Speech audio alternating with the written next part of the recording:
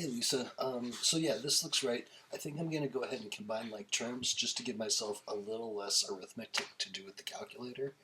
So let's run that negative through the parentheses, and oops, let me give that to pen. So 2800x minus 2x squared, and then we'll just distribute the negative, get negative x cubed.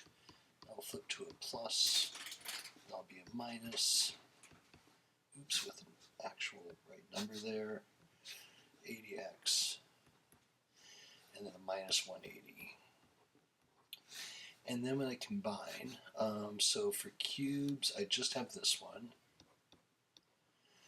And then for squareds, I have minus 2x squared plus 12x squared, so that is going to be plus 10 on the x squareds.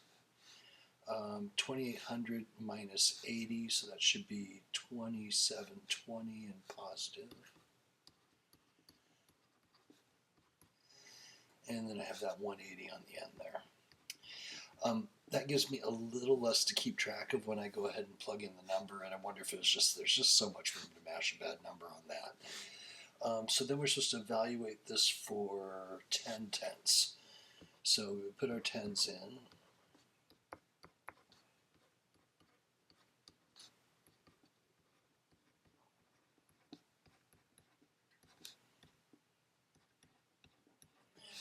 And basically, you're just going to type this into the calculator exactly how that looks.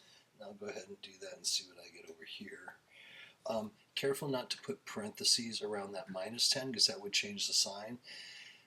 Although actually it's a cube, so in this case it wouldn't, but you would want to type that just as negative 10 cubed, just like that's written, because that negative is not being affected by the power.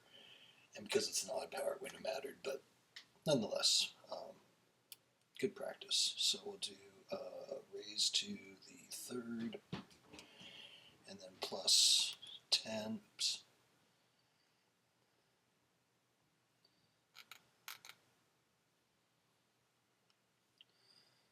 So plus 10 times 10 squared, and then plus 2720 times 10,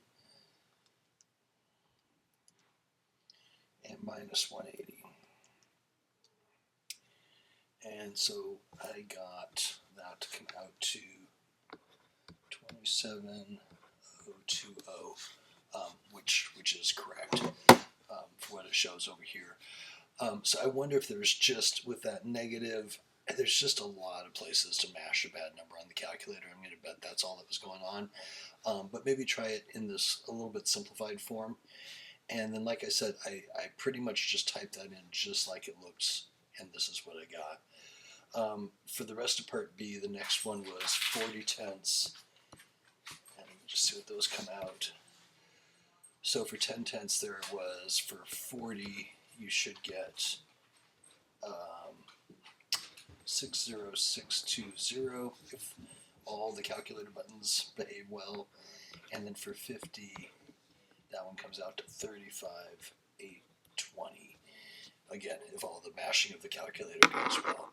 Hopefully that'll help out right there, but do let me know if you still have troubles with it.